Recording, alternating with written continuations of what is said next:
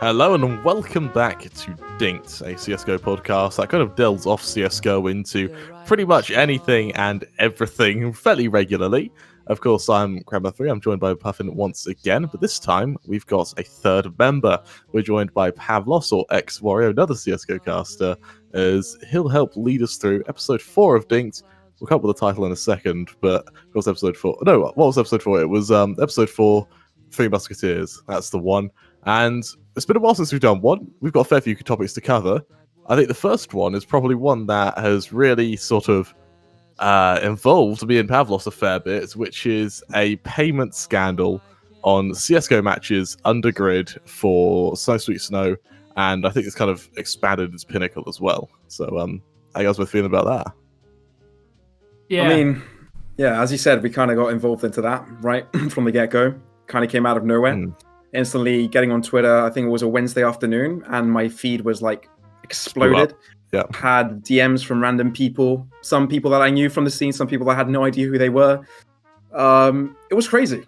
That's all I can say from the start, I guess. That's a very nice introduction to the first one. So should we present our drinks? Oh, we should, yeah. We can't do this sober. What am I fucking thinking? I mean... Of course. Right, I'm being fairly boring today. I'm just going through Peroni. However, I'll show you, I can make you see here. While we don't have strength, we have quantity. So we should be okay Solid. for this. Yeah. Well, what you guys will go through. I have myself a Tullamore Dew. There's not that much left, but I have a... We're going for a hike with Puffin. Yeah. I have some vodka as well. If it Can't go goes wrong with dry. straight Solid. vodka. Can't go wrong with it. So I got myself some Bushmills original Irish whiskey. Got some left. Probably don't know if I'll be finishing it tonight. Maybe we'll see how fun this podcast becomes. Yeah. Out of interest, do you prefer Irish or Scottish whiskey? Okay, so for a while I really liked like the famous grouse quite a bit. So on the Scottish side, but lately I've been getting into Irish whiskey a little bit more. So yeah, no, not too bad. I don't have like clear favorites, but right now I'm enjoying Irish. great. Another thing we do here on this podcast, just to get you into all of the small details we do. Whenever we agree to something, maybe not all the time, but whenever we feel like it, we say, "I can drink to that," and then cheers. Right. That's how it works. It's a flawless system in which I probably should have vetted you to see if you're a lightweight before we started this, but fuck it, we're committed now, right? Oh, Right, so enough. grid payment issues. Yeah, Puffin, you're kind of our external source here. You've seen the initial tweet that went out. You haven't really heard our perspective from it. What are your thoughts on it? Can you just because I'm a stupid person, let's say that you explain to me what has happened. Just ignore that I know anything. Just explain it to the viewers. Okay. What has happened? Yeah.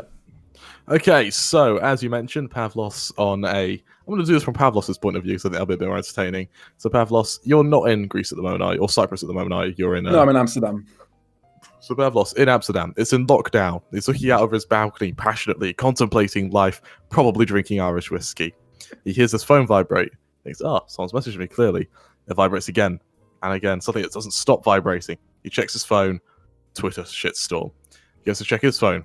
What's happened? He hasn't done anything wrong. Turns out he hasn't done anything wrong. Turns out his employers have done something wrong. So he thinks, what have my employers done wrong? Grid have been great. What's happened? Well, a gentleman called ProNogo has released a tweet. And that tweet is from our talent manager, Kieran, saying that us reducing our payments breaches our confidentiality data protection clause in our contract, and how he's then released the rates we're being paid per series, which at the time was €35 for a best of 3, and €12.5 for a best of 1, then €100 for series per playoffs. Now, of course, Pavlos, who, like everyone else, when we all signed that, thought, that's interesting. I didn't realize why there's such a storm kicking up about it. Clearly, it's someone who must be a bit vexed about this. Clearly, it's someone who's just upset they're not working it. But then, as his phone continues exploding, he's forced to put it on silent. Maybe he falls asleep for the night. He wakes up to realize that the American casters have seen it. And he realizes that the high-end casters have seen it. Then he realizes that actually he's the only one who isn't criticizing Grid at the moment. And then he turns to the other people in Grid. They're the only ones who aren't criticizing Grid at the moment. And he's realizing that, fuck, this is actually bigger than he thought it would be. And now, here we are on a podcast about a month later with this shitstorm. No, that was fairly spot on there, Kremer. Fairly spot on. Apart from me drinking whiskey at the time, I think it was like midday or something. I probably was doing uni work and had my phone on silent, and I just popped up and it was a ton of notifications. 400 notifications, yeah. This insane. But yeah, it was pretty accurate in that regard. I guess, yeah. I guess we can get in depth for it later and what my views were about on that. But yeah, that was kind of how it commenced that Wednesday day. Yeah, so what are your thoughts then, Puffin? Now you've heard that.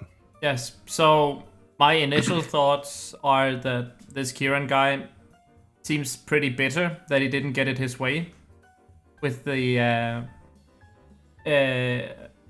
with the talent, right? And how this entire situation unfolded, and then he tried to lash it out and get a shitstorm towards the casters and then try and expose them and put them in a bad light. Well, and then that backfired, basically. So yeah. How accurate is that? I'll give it from my perspective. Yeah. And Pavlos, you can do yours, which is ProNoGo is paired with a guy called Squid, and go straight to the point. I'm not going to go completely into depths, but Squid doesn't like Kieran at all.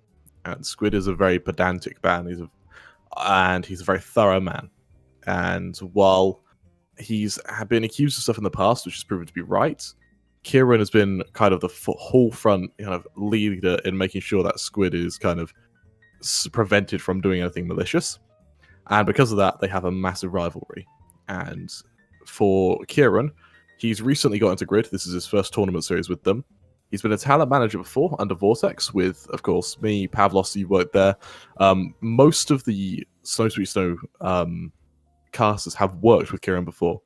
And I can personally say I considered him a really good friend. I considered him a incredible person to work with. All this stuff yeah. I drink for that. I drink for that as well. Yeah. When we'd work for him, our payments were on time. They were at fair rates. He was actively trying to get us paid more, which I think, Pavlos, I think you were in Vortex a little longer than I was. But when I first joined, we were at 10 euros a map. When we ended up going to Snow Sweet Snow, we were being paid up to 45 to 60 per map. Yeah, he got me my gig with EDC, which pays 80 per series. Like, that is how hard he's worked to elevate his talent. And I think Grid saw that. Grid picked him up. And the issue is, for Kieran, is he said the wrong thing at the wrong time. And someone leaked that, and they leaked the rates we're being paid. Now, it's framed like we were kind of sprung this. We signed the contracts, and they go, by the way, this is only 35 euros a series. The way we're seeing it is, we know this now. Relog have told us we've got 27 tournaments this year. So it's 27 tournaments. Even at 35 euros a series, 27 tournaments, you're looking at a bit over, 10,000 games for every single caster.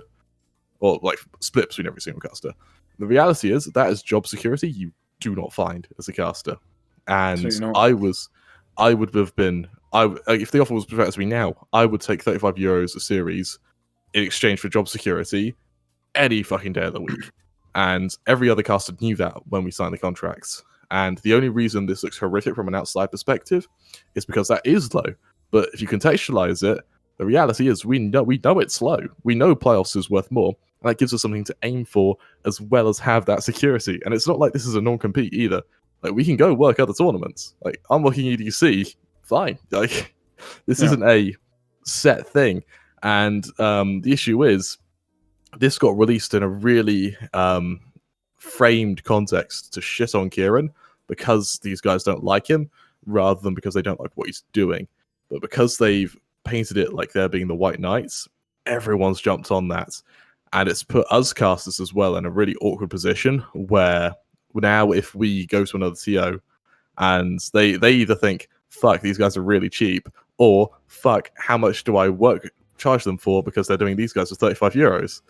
And while we would have been happy to share those rates, I think the fact is this has been forced out very early on, when internally as well we were planning on raising the rates anyway. So it's just a very malicious thing to do to try and attack Kieran, and unfortunately it's worked really well. Yeah. I'm a big drink at the end of that. Fucking hell. I'm a drink to that as well. Yeah. So yeah, Pavlos, what's your take? Yeah. It's definitely a lot more complicated and not as black and white as a lot of people painted it on Twitter. Mainly, I'm gonna note the fact that out of every cast I've talked with working with Grid, didn't really seem to have these issues that were portrayed on Twitter, right? Yep. So, what the people, like for example, Pronogo and Squid did to bring this out was to paint, the casters are being unfair, are being mistreated. Well, none of us felt that way. And if anybody kind of talks about that, then they talk about, then you're an undercutter. Then you're trying to beat out other casters by having lower prices. To an extent, I understand where they're coming from. Yeah. But whatever they say, I know that what was brought out on Twitter was more than just trying to bring righteousness to the scene. It was. It just seemed like an outright personal vendetta against Kieran, and that the initial few days disgusted me, and still, I guess, disgusts me to this day. It's something that I didn't like because I knew Kieran to a certain extent, right? Obviously, I'm not personal mates with him to that level of extent, but I worked fairly close with him. I was in a duo with him for a couple of months as well, so I know the guy to a certain extent, and from my interactions, I never had him as this guy that wanted to harm me, right? I trusted him, and I still believe that he didn't want to harm me. I still think that he wasn't trying to exploit me. To a certain extent, I do think that Grid were trying to cut some corners with their costs to make these tournaments work. Yes, by all means, that was a factor. And cutting costs on the talent side is something that directly implicates me. And if actually they did it ill-intently, I would think bad of it to a certain extent, right? I would feel like I was hurt in that position. But I think the more harm was made to my relationship with the people at Grid and the trust they have with me, because they believed that the casters went up against them behind their back. We still don't know who leaked those documents as well. We still don't know. We have no idea. But like I'm getting into the territory to what was done to resolve this issue. But even talking with the new current talent manager under the name of Badger, I could tell that there was mistrust. Even though he seemed like he wanted to make things right, at the same time he felt uneasy talking to us. I don't know if you gathered that as well, Kremer, but I still felt like there was a level of uncertainty when he started talking to us, which didn't feel right. Obviously, he was trying to make things right, and I felt that, and I tried to cooperate, and so did they. And we'll get into what happened to resolve, but I think more damage was done in levels of my relationship with Kieran, because I'm 100% certain that he has no idea who's done this. No one's heard from him either. No one's heard from him. He's like just completely AFK. I know he's okay. I know he's got people to support him. I know he's got his girlfriend, which is good, and which is what kind of keeps me back a bit, because by all means, obviously, we're not two people that talk on a daily basis, but I care for the guy because he's given me so many opportunities throughout this year in total. And being in the European scene for a bit more than a year now, he's had a massive, massive impact in my career. And I'd hate to see that relationship go, which I've already noticed it going away. Hopefully that's not the case. Kieran, reach out. We miss you, man. But yeah, that's kind of my main take of it. It's bitter. I really, obviously, you want to get paid more for what you do, but I think relationships and trust between your co-workers is very important, and I think that has been hurt a lot. Yeah. So I have two things here, right? Real quick. So this anonymous leaker, right? He sounds like a fucking, you know that series Recess, right, on Disney Channel. No, I don't quite know what you're talking about. It's the one with like TJ with the backwards cap, the red cap, Okay. and the friend group there, like a tall geeky one with a girl with glasses and. Mm-hmm. Oh, okay, yeah, but there's this guy in Recess who's always like telling to the teachers, like he's called Randolph. This guy, he's basically like an anonymous Randolph, just telling the internet. In this analogy, is the teacher. Everyone like, what's going on here, right? So, but yeah. Anyway, just to play like the devil's advocate when it comes to the salary thing, right? Yeah. So the thing is, like, the way you phrase it here is every single caster would get the same salary for this, right? For map. Okay. Then you can look at different factors. First of all, you can look at, well, what if more known casters, shouldn't they get more because they bring more traction, more attention towards the casts, right? And more viewers. Second of all, Grid Esports kind of locks you guys in those specific time frames where there are games for you to cast these games at a lower rate than what other organizers would have to pay for you to be in these like rates, right? And in these time zones and these times. So how would you like defend yourselves against this kind of? I had this exact problem. So another highlight of why Kieran was fucking amazing and what's been done to him is frankly despicable. When me and Josh, M&J, Josh, he's been professional for a couple of years now. He doesn't work for this lower rates. It took a lot of talking for me to bring him into it. And we essentially said to Kieran, like, yo, we can do these games, but the reality is, like, this is too low for us. Next tournament that comes in, Funspark, bam, 45 euros a series. Clearly there's been an increase. Clearly he's doing his job. Like, we asked for the funds, they found him. And what really annoyed me was that Kieran was clearly working. Yeah, he's clearly doing his job. And so we ended up, because we needed to cover Funspark, because it of course paid more, we literally have rent to pay. Because me and Josh were professionals, we don't have a student loan to help us out. It's like the games are it. We essentially said, all right, we can't do these games then. The games that we couldn't do, posted to the channel. We have all the casters there. And it goes, yeah, these games seem to be covered. Who wants to do it? And of course, it's extra work for them. They'll take it. Yeah. You need to remember, a lot of the casters are really inexperienced. Like, I've been casting professionally for less than 6 months. I've been casting for less than a year, and I'm still one of the more experienced people there. Like, the guys who are the guys who are there, they'll be more than happy to take it for that much, and they do. And it's I think another thing that this sort of tweet tried to do is try to fragment our casters. But the reality is, Trunkman, Pavlos here, Neo, Nexus, Ryan, Jack, we're all really good friends. And all it's done is kind of made us think, fuck, this kind of puts such an emphasis on the relationship casters have between one another, and how if you try and undercut each other, if you can't try and fuck each other over, similarly to how this has been done, you're just going to burn bridges. And for ProNoGo and Squid, while sure, they've made Kieran look like a cunt, the guy brought out a mortgage. Like, he took out a mortgage just 4 months ago. The fact this has happened to him now, it just makes my blood boil to whoever would have, like... genuinely, I'm apoplectic with rage as to whoever it is who actually leaks those sort of documents, like who just leaks the channel with that sort of intent. Something that you'd have to approach Grid first, right? It's not like if you have an issue with it, you talk to Grid, no? Yeah, exactly. And whoever leaked it for the sole purpose of hurting Kieran. And unfortunately, it worked. Yeah, but wouldn't Kieran know who he sent those messages to? It was in our public. It was in the lobby. It was in the actual channel. So out of the casters, fuck it, we'll go down every single caster there. Here's the thing, right? Sim and Trunkman, Dweg, Pavlos here, me, Neo, Nexus, Rev, Scrib, Jay, Yumi, Zephra or Jack, Dom, Josh, Feeling, Rev, Overseer, Ted.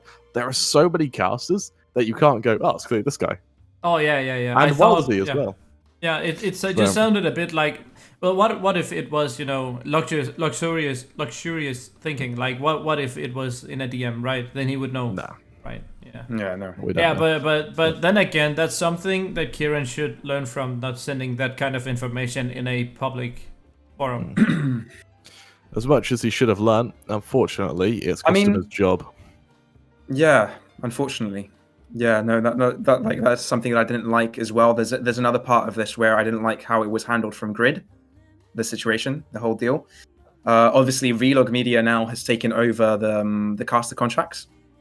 But the fact that Kieran just got fired for that, being the scapegoat for that whole ordeal, is something else that I really do not like. It hurts me, and it also gives me a sense of, one, relief that I'm under Relog Media, because I don't want to be handled like that, like Kieran was handled in Grid. 2, disappointed. I'm a bit disappointed in Grid, for sure. This could have been handled better, for sure, and on all ends.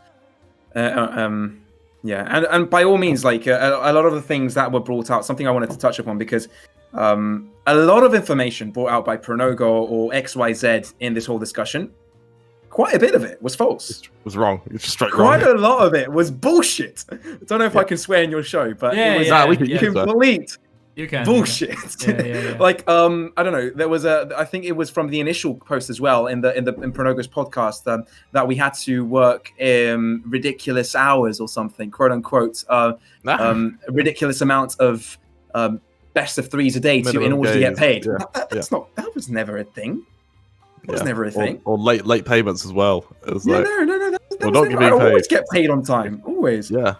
At least in the 9 to 5 tournaments that I did with him back in the day, even Snow Sweet Snow number 1, as soon as the promised date to get paid was out, I got it within a couple of days. I never experienced that. Do you hear a similarity here with that? Can you recognize that pattern for those excuses? Because it's the excuses that the top talent has done from ESL, you know, and others. They complained about, you know, like 6 months ago with, we're not getting payment for like 3 months later, or, you know, you know, all of these, like, so many best of threes in a day, but, you know, it's in a different, like, context. Whereas, like, even in your situation, even, like, if it's not true, then it's not true. But even if you did do it right, you would still kind of need the money in where you are. So, yeah. Again, it's not acceptable in some sense, but it's more, I don't know. You can argue for it being more understandable in some sense, right? For why you would work those extra hours. But again, if it doesn't happen, then it doesn't happen. But you know, it's the scapegoating, and it's the idea of he's basically just reusing the excuses that the top talent use that when they complain about their tournament organizers. Yeah. Another highlight I have about it as well is the thoughts completely lost me. Pavlos, take over. I don't know. You were talking about a highlight in all of this, but all in all, I mean, all of this has been a massive mess. It's been a tangle. It's been stressful. I had a couple of sleepless nights. Oh, that was it. Think about it. Yeah. It was not an enjoyable thing. Even though I felt like a lot of people were on our side, I never asked for anyone to be on my side, which was so darn confusing to me at that time. Because I had people speaking on my behalf. I had people speaking to find justice for me and my co-workers. I never asked for it. And I was trying to find my voice in all of this. I was trying to find what I actually stand for, what I thought about all this. Am I actually undercutting my fellow casters? Am I being in the wrong here? Am I being wronged? Took me a while to figure that out. But I'm glad it's kind of died down now. But at the same time, it's not completely out of my head. The fact that I'm still working, obviously not under their name, but there was some mistreatment going on, as we talked about, with how things were handled with Kieran in that regard. Maybe some other stuff that I'm definitely. I'm sure I thought about. But right now I can't really think about. I can't really recollect. Because now it's been a couple of weeks, hasn't it? It's been 2 or 3 weeks. Yeah. Maybe more. Yeah, it's been about 2-3 weeks. The thing I was going to bring up actually was the media outlets that came to us. Was one that came to me. This was what was their name? I think it was Wodwin. No. Let me actually triple check who it was who came to this, but I think it was Wodwin. Essentially, they told us. Let's see if I can find it quick. Any second now, I should be able to find it. Where is it? Let's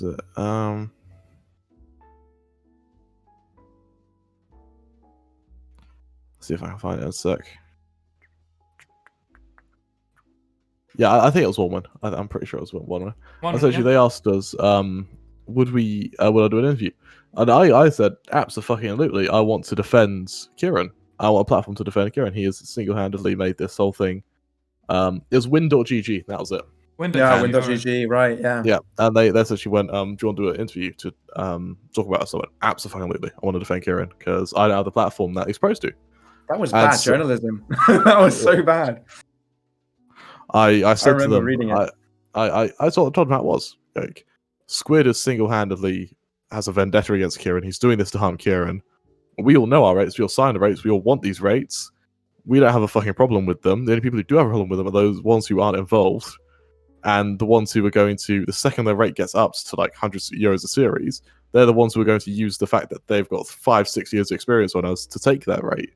And they're not on our side. They're on the side of driving those rates up. And as I just said all that, and it came, and because I went, I will absolutely put my name on record to say that. When the article came out, it was, Kieran's been withholding wages, which is what someone else has told him. It's completely fucking wrong. It's what someone else has told him, but because I was the only one who put my name on it, people that came to me going, yo, the fuck are you talking about? I was like, what? I remember the other owner of Vortex, Lucas, he came to me, and I could tell he was betrayed because he was going, Kieran never paid you for any event? I was like, what? No. He goes, what was saying the article? And I was the only one who put my name down for it.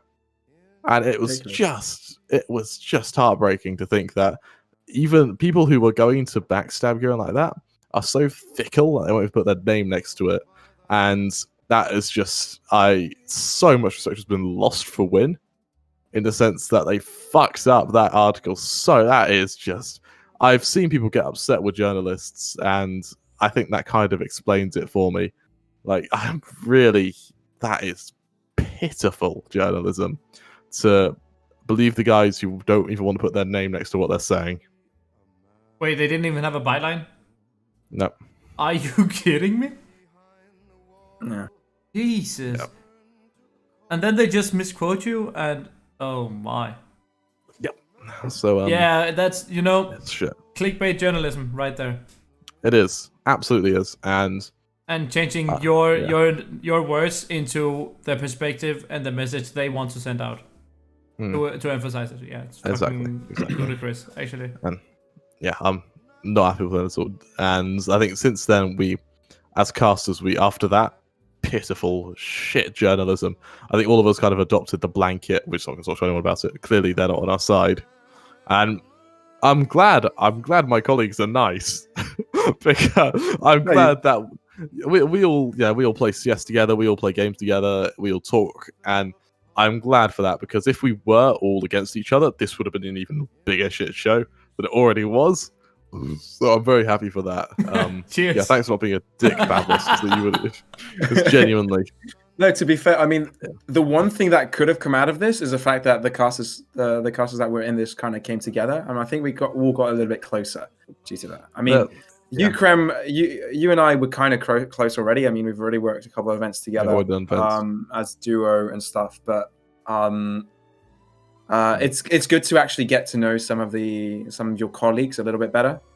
And I guess this kind of got us forcing to talk. We kind of got forced to talk to each other. Yep. And we've got so much more in common with each other than we've got with anybody else. Like we share the own line of work. It's It's odd, but I guess if you were like looking at the highlights throughout this, I'd say that I've my relationship with a lot of my coworkers is a lot better. Like I love a lot of these guys, but if not all of them. Yeah, but also I drink to that. To yes, friendship and Kieran. Let's drink to that friendship. Already running out. I'm on my third already. So yeah, me too, man. Same. Okay, but one thing that you also have tried now is to go through a shitstorm and survived and grown as people throughout this experience, right? That's true. I mean, that is something that cannot be valued, because if and when you become bigger, like this is just gonna happen more often if you say one wrong word, right? Because everyone is, Yeah, absolutely. And that kind of ties us up. That right there is our own little drama that me and Pavlos were caught up in. Luckily, we survived. Yeah, cheers to that. Yeah, cheers. On the topic of survival, though, let's move to our next topic. Our next topic being match fixing.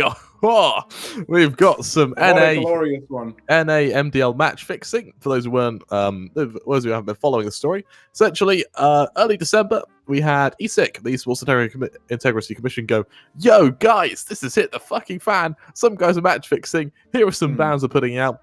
There's gonna be more. We'll release an update in a few weeks. A few weeks go by, nothing. A month goes by, nothing. 2 months go by, nothing. 3 months go by, nothing. People starting to go, oh shit, what's happening?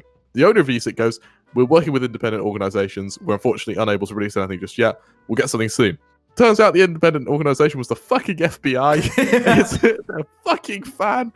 And now all those cunts who have fled to Valorant, all those cunts who have like done a little bit in the past but haven't really come forward about it because, it's just ESIC, are now really facing accountability because the fucking FBI have gone, yeah, I can just hear the memes of FBI open up. Yes, actually is.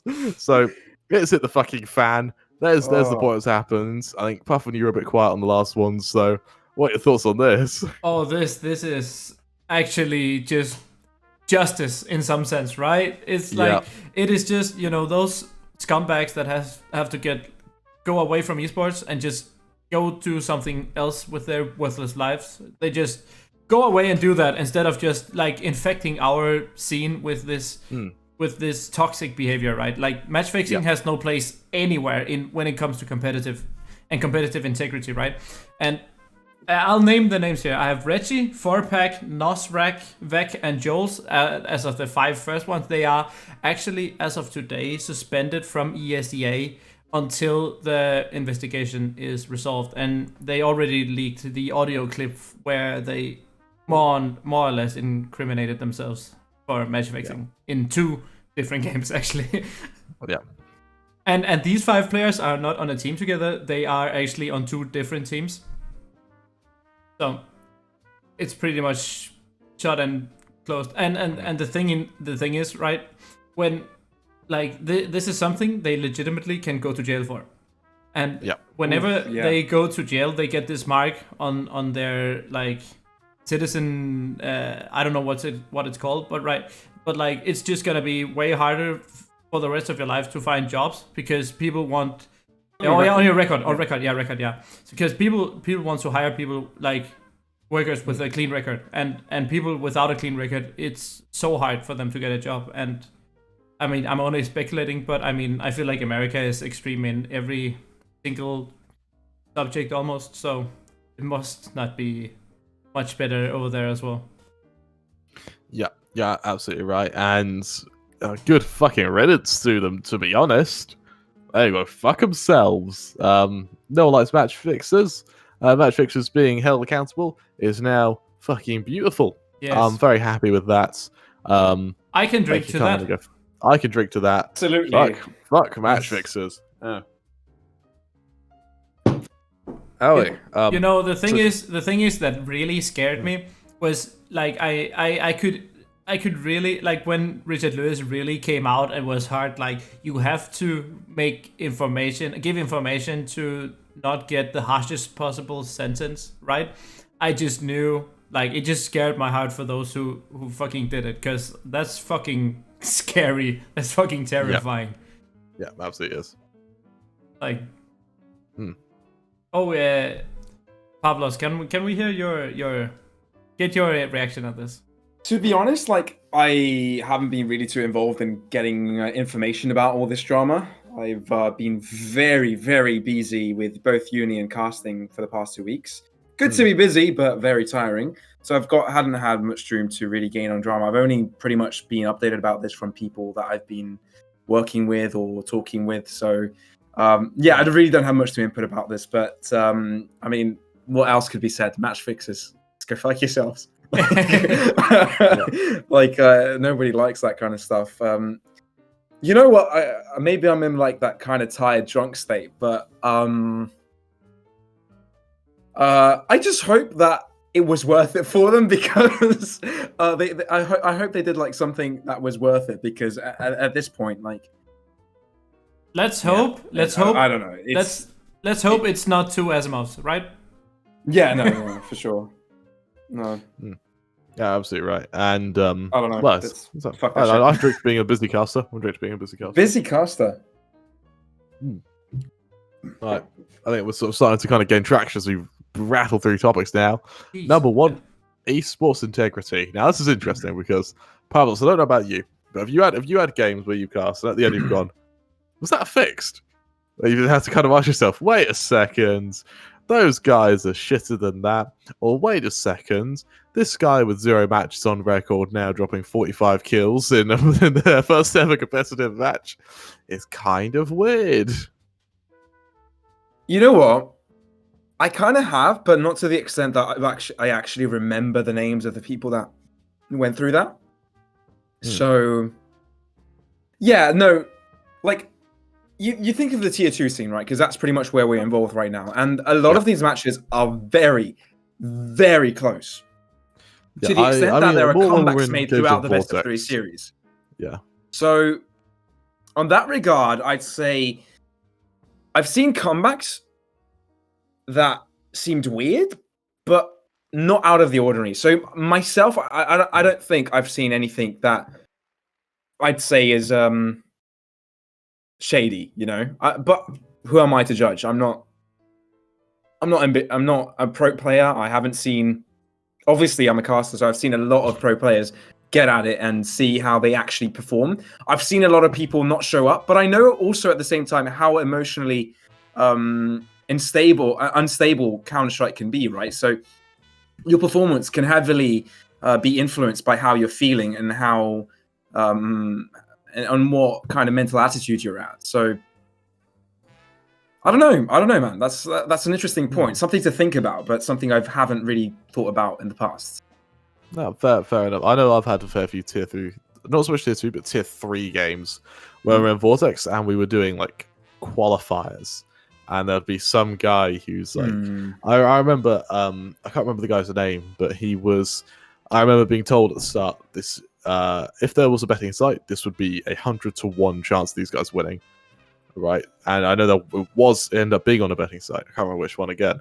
This guy, he goes 45 kills in regulation time, so like 15 deaths, and they win like 16-14.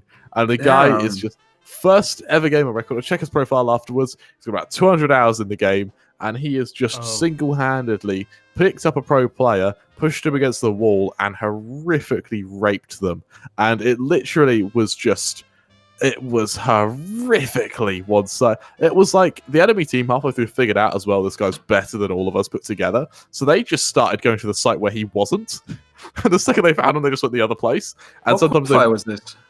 What was that? What qualifier was this? I can't remember. It's Home Sweet Home back in June, maybe? No, it wasn't for one of our events that we're currently covering. It was like a closed qualifier for like CE champions or like Cyber Pro.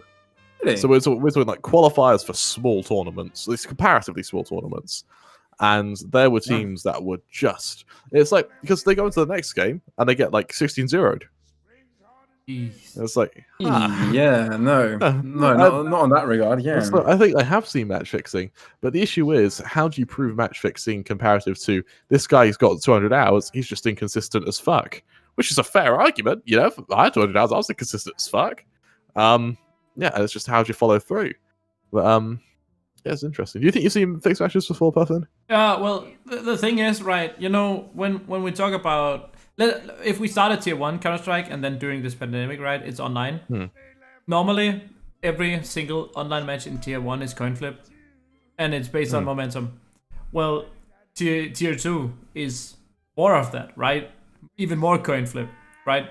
And then tier 3, I don't even want to imagine how that is. And then how the hell can you try to look and find what match fixing is when everything is just like random and coin flip, right? I mean, in tier 3, it's just as likely that you get a real team as you get a puck team playing on HLTV for being good friends and a good mixed team, right? So this fact here alone makes it just so incredibly hard to really really like judge. And the only time, like, I haven't really seen match fixing because I normally only see tier 1 Counter-Strike. So no, I would not say I have seen it, but I can't know. But also, if you look at like the logs and the information these banned like ESEA match fixers gave out, right? I mean, they came with information that I never even thought about. Like, well, what if you stream your game and then so the enemy can see your minimap in real time, right, on your second monitor, and then they can play around that to say, okay, well, this round, okay, we've guessed right for quite a lot of rounds in a row for where they are stacking. Okay, let's go into their stack now, you know. And there's all these kinds of possibilities and variables that can change to make it look like less of a match fix, right? So it's just scary in some sense, like how close and how real they can make it look, but the end result will always be the same, right? No, you're absolutely right, and it's interesting to see. I don't know how he's plan to like figure out how people are fixing or not. Granted, they're never going to reveal it because then they can just find another way. But it really is interesting to see what they're able to do, and the fact they've been able to prove it for MDL, fucking perfect. I want to see them do it down to advanced as well, because up to a league where it's on betting sites, until it's the second it's on a betting site, I want ESEA to be involved. Granted, they're horrifically understaffed at the moment, but assuming they are, I really want to see them try and improve. How do they even get funded? It's from the organizers. TOs fund them. So TOs pay them to regulate their matches or their games, right? Yeah, so I know ESL play quite a hefty thing. So do FunSpark do it as well, Pavlos. As do Blast, right? Flashpoint definitely do. I think Blast definitely do as well. It's every tournament organizer that is regularly on HLTV would probably be paying ESEA. Yeah, no, Grid like 2 months ago just announced their cooperation with them, right? Then yeah, exactly. So anytime we see Grids, Grid are really fucking big. I didn't realize how many teams. I had no idea. I had no fucking clue who Grid were, but they're involved in fucking everything. It's like shit. All right, yeah, fair enough. Yeah. Info, like statistics, information is the name of the game right now for every kind of caliber of. Yeah, but I mean, I tried to speak to one of their. Oh, sorry, you go, Puffin. Okay, yeah, I mean, it's just the sheer consistency of Grid. Like, they stream more Counter-Strike matches than any other platform right now, and that's why they have these. Like, that's why they are so involved. Yeah. You can. Yeah, I remember speaking to a Grid employee. I won't say which one. About who are their clients? Like, how do you? In fact, you know who works there. So it was Kieran. I remember saying to Kieran, where did Grid get their money from? They've got like 20 employees. They're clearly making a fair bit. And the guy who runs it, he's doing talks on like how to be an entrepreneur and stuff. Clearly he's doing fucking well. Clearly Grid are doing well. Where's the money coming from? He's like, I can't tell you the clients, but they sell data. I was like, well, fuck, who do you use data? I mean, I guess betting sites, right? China. You wouldn't tell me anything. So here's my theory. They get analytics. You know how betting sites are always a round ahead? I think that's because of Grid. I think that's because Grid, they get the data, they have like an AI of some form that predicts what the round outcome will be, and that's how betting sites are always and consistently rounds ahead. That's my thoughts, at least. But I have another idea. Go on. What if the stream is 5 minutes delayed and the input to the betting sites are not delayed? here's the thing. Me and Pavlos, we've been on the receiving end. We've been on the end where we don't have a delay, and the delay's after our voice. And then everyone gets it 5 minutes later. Even then, the sites are ahead of us. The odds will change before the round is won. Before, like, from the starting point of that round. Yeah. Kind of like, and I've experimented with this. I've experimented with this as well. UMX, the UK team, when they play, sometimes I'm a little curious. I, view game info on Steam, so they're literally playing the match, and the odds have updated the round before they finish the round. Are you kidding me? Yeah. Seriously. What? I'm not quite sure if it's just the stats, but they definitely have some sort of a smart AI going on. So there is an AI. There's definitely an AI doing it, and I assume that's what Grid are providing. Because if so, betting sites would make a fuck ton. Betting sites, they make tens of millions with the every right odds. year I'm right. from CS. Right. Yeah. I would happily pay a couple of million to have an AI to consistently give me good odds, favorable odds, in exchange for making tens of million. So that's my thoughts at least. Absolutely, that probably makes sense, to be honest. But I mean, with how many companies have we worked so far? So we've worked in 95. We worked with Midnight. We worked with Betway. We've worked with now Gamdom as well. So we've worked with Pinnacle. We've worked with, and we're not, and like this is just the tournaments I've worked in. Grid has also worked with other like the pretty much every other tournament there is. Yeah, every other tournament out there. So they must provide a hell of a good deal because, But this also kind of makes it the fact that Grid is so massive. It kind of like blends into the point that we had earlier with our rates being on the low side of things. Not sure if that's connected anyway, but kind of like seeing how big the company is. Cutting corners like that makes you wonder, doesn't it? It makes you wonder, right? Yeah, it really does. It does. All I have to say is that's a Galaxy brain AI. Really, I can drink to that AI. Yes, drink to the AI. Drink to the AI.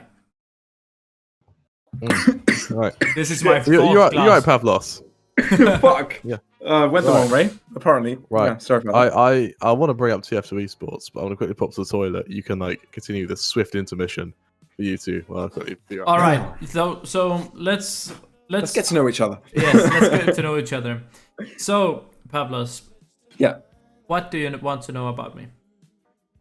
So, what's your background? Because before this, Kremer just sent me a message while I was casting another Valorant event. Are you up for a podcast? So, I literally have no idea what you're up to. I know that you guys have done podcasts in the past, but tell me a little bit about yourself. What do you do? Are you in uni? Are you working? What's up?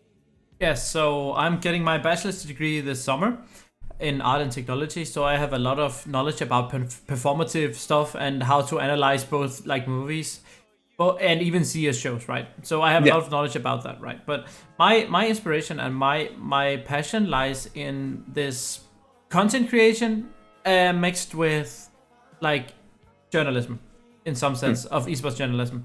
So what I do is I do investigative journalism. I get this information in mostly the Danish scene because this is where I'm heavily informed and really a big part of. And then I try, I have this problem right now where I try to get more an international audience, but then again, if I can only get Danish information, then it's only Danish people that's gonna read it, right? But yeah, so on my YouTube I have where I talk about my thoughts, opinion pieces. Then I have a how to play Counter-Strike series called Learn to Play.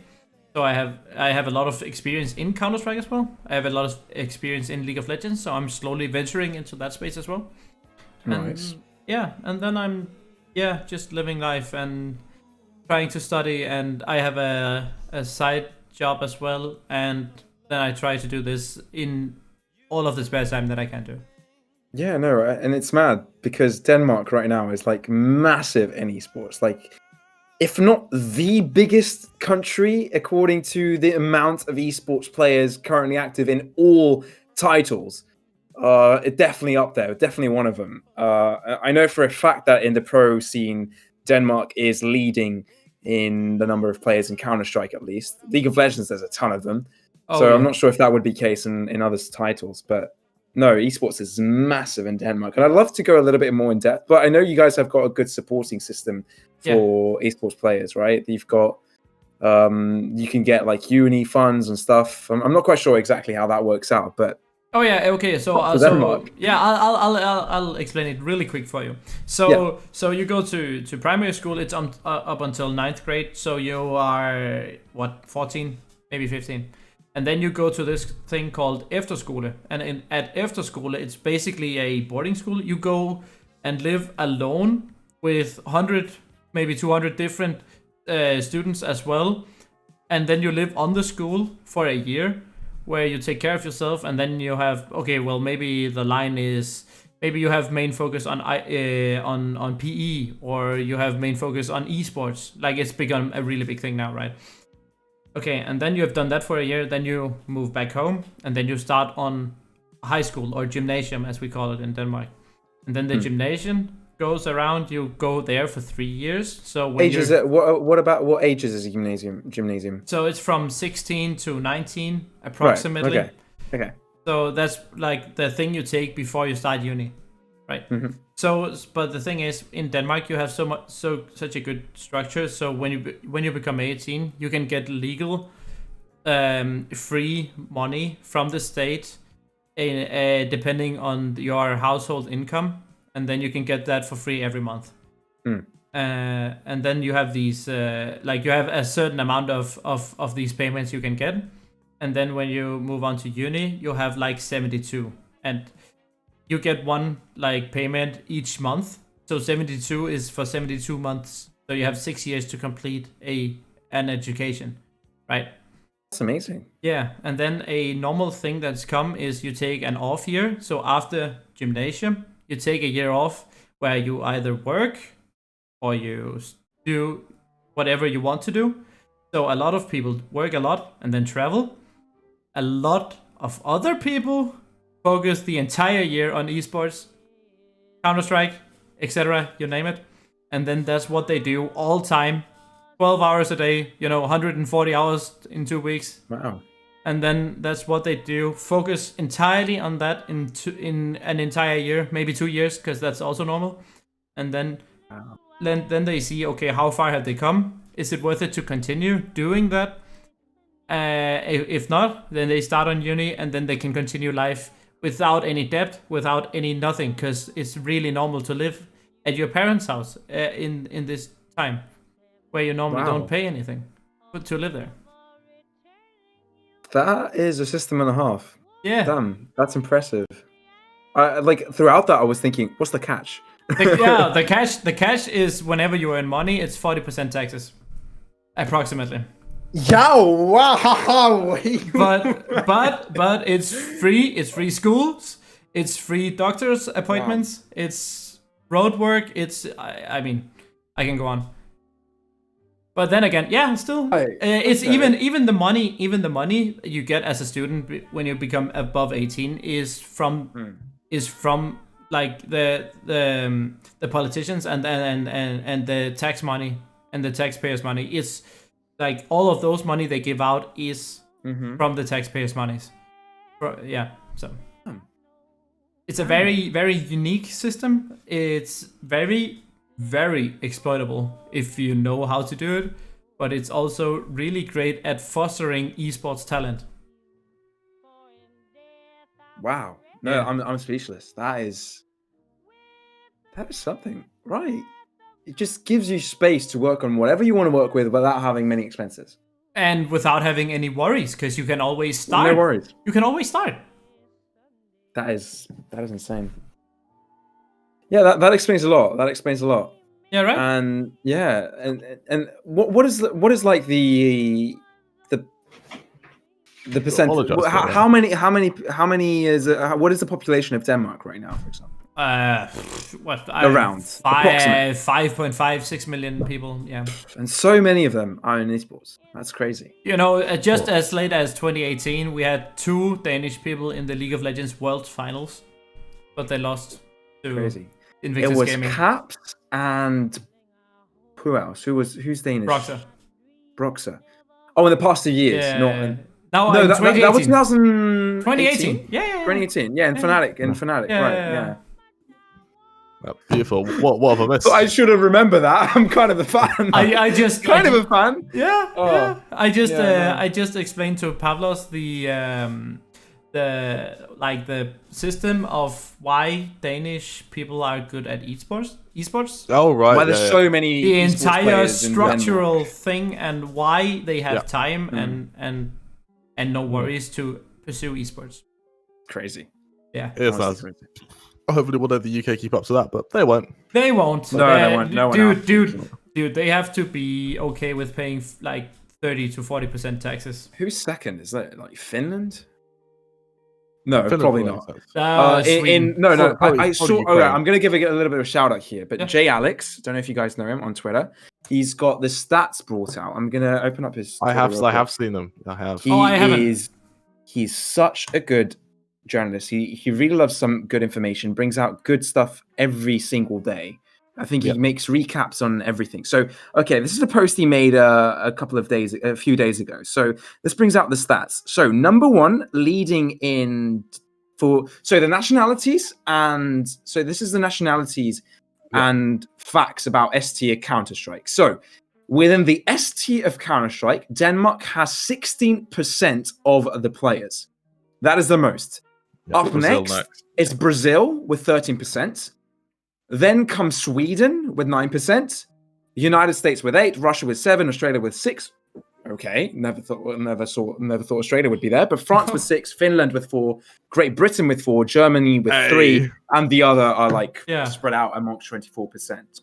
But it's insane stuff. And these are like some stats that I really would recommend a lot of people to go into, because you see things like the average in-game leader in STCS is 27 years old. Yeah. That is mad. Like that you would consider that as the end of someone's towards the end of someone's Counter-Strike career. And that is where the veteran comes in. And the AWP is around the middle mark, AWP, 24 years old. It's crazy. A lot of stuff. I really recommend you guys go check out Jay Alex on Twitter. I have. Jay Alex CSGO, that is. All right. He's a mastermind. I'll check it out. He's got good stuff. Yeah. But they also took the I saw a statistic yesterday where they took the amount of global elites in every country in a percentage, and then Denmark was as the top as well. Oh yeah, I saw that. It was trending on Reddit, right? Yeah, it was. Crazy. Northern Europe really doing good on that as well. Yeah. How did the UK do on that? I think badly. It's kind of irrelevant, like the Counter-Strike. Not that bad. It could be worse. I'm kidding. I think I'm comparing it to toxic, Greece and stuff, because Greece is doing really bad in that regard. But I mean, like 100%. Oh, it's no longer trending on Reddit, so I can't really find it that quickly. Apologies for that. But Kremer, I mean, 100% of your pro players have stopped playing now because of Cloud9. You know. That's so sad. Yeah. So sad. It really still is. something that genuinely was. Messi called me a boss on land, so I assume that since then he'd be nuts. Because I killed him and typed lol in the chat, and he then killed me and typed he killed me and typed bot. So that's a reason. Yeah. God damn.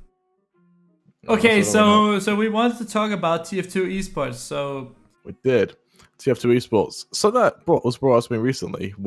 Did you know TF2 has the most female representation in professional players? It has what? Of the most female representation in mixed teams. Oh, so I had in no TF2, idea. you have two competitive gamers. You have Highlander, which is where you have one of every class, so it's 12v12. Or you then have sixes, which is teams of 6. And in a Premier, the top division, where if you're in Premier, you're one of the best players in the game, you're like top 50 in the world, there is about one team that doesn't have a female on that roster. What? Wow. Yeah. That is incredible. Wow. Wait, is it compared to like Overwatch, and then you have these like classes like support and DPS? You have medics, you have like scouts, I guess, which are kind of like a fairware shooting. You've got your demos, you have soldiers. Like it's very class based, but there's very large female representation in TF2, which is great and all that. But fortunately, it's a game that Valve don't like, and therefore it will never get the attention it deserves. I mean, I can drink to that, to be honest. Yes, but... let's drink to that. I have some. Running out of drink again. Yeah, drink. Cheers. We'll crack open another case of Peroni. I have some fun, like, historical facts about this. So, the biggest... Okay, no, you can try and guess. What is the biggest TF2 event in the world? It's Insomnia in the UK. LAN party. Insomnia in the UK, it's the World Championship. I've been there. I've seen it. I know it is. That's where they host the World Championship at Insomnia. No, what is it? What is it? I was told by a famous TF2 caster that the biggest event in TF2 is at Copenhagen Games. And then, really? And that's interesting because that's not the World Championship. No, yeah. But I was told that it is the biggest one with the biggest prize pool, and then Insomnia is the second one. Ah, okay. Yeah. I remember back in the day when I was like young, starting out with TF2. The first time I kind of got into games, like my first ever game esports title was League of Legends, but then I got a Steam account and got myself in TF2. So that's kind of my groundswork. And I like Google search like TF2 Esports. I'm not quite sure exactly what I Google search, but I got myself like I had in my feed the first ever tournament I ever saw of esports, apart from League of Legends, and it looked weird to me. It didn't look good, well structured. It's an esport, which I kind of get around why Valve don't really want to get involved in it esports wise. They want to put a lot of money in it because it is kind of hard to watch. There's the difference in if you play casual CS:GO, you're playing competitive CS:GO. Like you're still playing 5v5, you're still playing 1st to 16. If you play casual TF2, it's nothing like competitive. There's role limitations, there's rollouts, there's first points, there's maps that aren't even as casual rotation, there's community servers, there's all this stuff that you just won't know as a casual player. And because of that, unfortunately, the only tournaments you'll ever see are community-based. And so for that, Valve gave up on the game like, 10 years ago. But now every time a Valve dev scratches their nutsack, everyone goes, oh shit, an update's coming soon, guys. It never will, but I can be hopeful, right? What is mad, I drink to right? a dead game. Yes, let's drink to that. But you know, what is actually mad is that TF2 is one of the top played games on Steam. And there is so many players that the fucking items are still worth a lot of money. Imagine. I know. I've got an item I checked. It's worth 25 quid. I'm fucking in there. Yeah, but I mean, like, there's like fucking hats that's worth a ton, right? Like hats in TF2 are the equivalent of knives in CS:GO, but not in the same price category, but in the same rarity, right? And it's just incredible how like such a not loved game by Valve can be so popular still without updates. I mean, it makes no sense to me at all. Yeah, I'm looking at the Steam market now. Bar like the kind of one-hit wonders where people have just got old item that's one of a kind instead of a ridiculously high price. You have sniper rifles and stuff like that, which are about $1,000 on Steam. Like, it is so expensive. Yeah. Like we've got a heavy item here, 800 quid. There's a hat here, 760. Like, it's some expensive shit on here. I won't lie. We've got a minigun here with 600 quid, and there's multiple of it, so it's not like someone inflating the price. Yeah. Like, it's nuts. There is a literal market in TF2 skins and trading sites, and then there's like even trading sites in that does both TF2 and CS:GO skins, so you can trade TF2 skins into CS:GO skins, which makes it easier for you to sell and gain currency yourself. You know, like it's actually incredible how that works. I've literally nothing of high value in my inventory. I was just looking at it to see, maybe I have something in there from the good old days. There's something. No, the best I've got are six senses. You know, something that's really sick, right? Is there's literally servers in TF2 where they make AFK servers where you can just farm items. You stand AFK in the game. Yeah, no. You farm items. Okay, if you're lucky, you get like the one item that's a lot of money worth, and then you can get whatever you want. If like, okay, I want a CS:GO knife, I'll get that. Oh, okay, I need like, I want the newest 10 games in Steam, then go by, right? Like it's actually incredible. Yeah, absolutely right. And with that, I think we can move on to Face It, who have now introduced TF2. Please make TF2 competitive again. I pray deep down inside. I know they won't, but I still pray. Do you see TF2 ever making a comeback, Pavlos or Puffin, or do you think that the game's just going to slowly die out? I don't think so, man. The fact that the developer doesn't even care about it, it's not going to go anywhere. You know, the thing is, right? TF2 has, like, this is my opinion. TF2 has the chance to maybe not overtake Overwatch but it was there first. It has a chance to actually challenge Overwatch in its game, in its players, because people are just so tired of Overwatch being so shield based and so fucking boring to watch and impossible to watch. Whereas in TF2 you have the same 7-8 classes. I don't remember how much. There's 12. Being 12 very classes. involved in the Overwatch scene, I think there's something completely different to making TF2 a game that everybody likes than Overwatch. I think like there's different compelling points to TF2 being preferred over Overwatch, and it's not the gameplay. It's the fact that it's the community. It's the goofiness that TF2 brings. So there's 9, not 12. It's just something that it's something completely different to Overwatch, I reckon. Even though like it's the closest that two competitive games can get to each other in regards of you've got a payload and you need to get it to somewhere. You've got control points. It's like the game style of the game. It's like they're the two closely relative games, but I think the aspects that make them compelling are completely different. That's true. TF2 appeals to an older audience. Like the nostalgia effect is basically what's present in TF2, whereas in Overwatch, and I've tried to follow Overwatch when it was streamed on Twitch, and I found it quite enjoying actually. But then all of the censorship and the hey, this pro player get banned because he throws an emote in a Twitch chat in an Overwatch League stream, right? And then I just XQC. It was XQC actually. Yeah. No, get me in another podcast and I'll talk about that all day. I was very involved with Overwatch back in the day. It was actually pretty good. Joined a team as well. So, But get me on another episode and we'll talk about Overwatch. Yeah. What rank were you, Pavlos? I was Masters for quite a long time. Also joined up on a team. So that's one rank before Grandmaster. So that's I also followed Overwatch. What that was like top 5%, top 3%. Yeah, like Grandmaster was top 500. Right? I was a tank main. I was an off tank main. So I played Zarya, D.Va, Roadhog if I had to. I was soft support. So I was Zenyatta, Lucio. That was solid. I was high diamond back when I played. Also quite masters. Fair enough. Nice. No, yeah, it was great fun, and I played the most when I had my finals in high school, but then had to stop due to joining the military service, so I couldn't really play much longer after that. I forgot you guys have military service. What's that like actually for service? 14 months of sitting around doing nothing. Well, no, I mean, obviously there's a training part to it. Obviously there's things you learn throughout it, but I feel like it was the learning. I gained more of it in a span of 2 months rather than 14. So for me, it was mostly a waste of time. Made some good friends.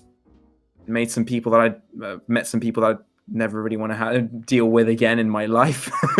But I kind of got an appreciation. I became more of a Cypriot, because I kind of had a bit of an issue with my origin back in the day, because I was half English, half Cypriot in Cyprus. I was always the outsider and never really had the identity of a Cypriot. It kind of took me my final year of high school and my 14 months of military service to make me feel like, okay, I'm actually Cypriot. Like I feel I'm from Cyprus. I bonded with people from the entire country, like people from villages, people from the city, people from public schools, poor families to rich families. We were all the same. So I got to bond and meet a lot of people in that regard. So I guess that's what I gained mostly out of it. But in retrospect, I think military-wise, didn't really learn too much. I even had a rank through that. I was a corporal, but by all means, I don't think it is something I look back on it because it was completely different, right? It's a different reality you live in. It's a completely different world. Now, as a civilian, you don't have to worry about waking up at 6 a.m. and having your suit all tidied up and for inspection and going to guarding duty and working in the office. It's by all means a different experience that I do not regret living. But you know, there's that side of things that a lot of it was quite a bit of a waste of time. Do the people on the Turkish side of Cyprus train as a Cypriot, or do they train as a Turk? Just to jump in. Yeah, that is something your brother would ask about. Just saying. Yeah. No, that is the topic, a very sensitive topic to a lot of Cypriots. And Turkey, go fuck itself. I'm on your side, Pavlos. Fuck the Turks. I mean, obviously, I like throughout it. If you think about it in retrospect, it's kind of fucked because you're like brought up to hate the Turks, and then you're trained to kill them. So, so you don't train with the Turks then? Some of my best mates are Turkish, right? So people I met here in Amsterdam from Istanbul mostly. Like Greeks or like hardcore Cypriots would hate me for calling it Istanbul and not calling it Constantinople. But like it's a very, very sensitive topic that has got a massive grey area. But I was brought up to think that we were on the right completely while there was a lot of messed up shit. We're not. I'm obviously not going to go through it right now, but there's a lot more to it, and as is the rest of the Balkans and the Middle East. Cyprus is within those countries for sure. Ever since the Cold War, the great powers have had their hands on and kind of like had us like little marionettes. Like we've been little marionettes, little Pinocchios throughout this whole thing. So even I don't know, we were just caught in the middle. And I have family that are refugees. I have families that have been pretty much stuck in the sand and tortured close to death. Like my grandmother's brother, for instance, he was a policeman and he got tortured throughout the invasion in 1974. So I can definitely get on both of the sides of the story, knowing it's dreadful, you know. Like I could get onto it, I could educate a lot of people, but I don't think this is the time for it, so I'm not really going to get onto it. I have one thing, like the time throughout like military service, right? Like the one good thing you got, right, was like good discipline. I mean, that's something military like traditionally does really well. No, I was good at waking up at 6 a.m. That's for sure. Yeah. So like, what's wrong with you? Throughout my first year of uni, throughout the first 2-3, maybe 4 months, I was really good at waking up and not having a problem with anything.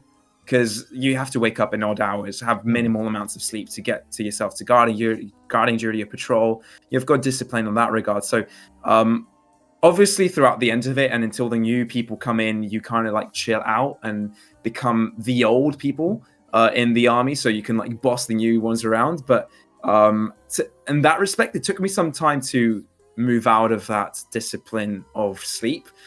It's unfortunate that I no longer have that discipline. I love my sleep now. Definitely not what I can drink to sleep. Yes, I can drink to sleep. Drink to sleep. But for sure, I guess discipline is something I learned through it. Yeah, I definitely would take that on as something I've learned through the military service. Oh, you're out, Puffin. It's straight to vodka now. Yeah, it's vodka next. All right, Puffin's on to vodka. I'm fucking flying, mate. I'm flying. We've got another topic. That's an interjection. Wait. Can we just? Oh, we got more. Can we just talk about how we talk about TF2 Esports and it transitioned into fucking Pavlov's military service? Like, and then the history of Cyprus as well. Yeah. And I mean, it happens. I barely touched the surface of Cypriots. But I mean, it happens. I know what it is. But it happens so naturally. I mean, that's the scary part. I love it. That's the scary part, right? Yeah.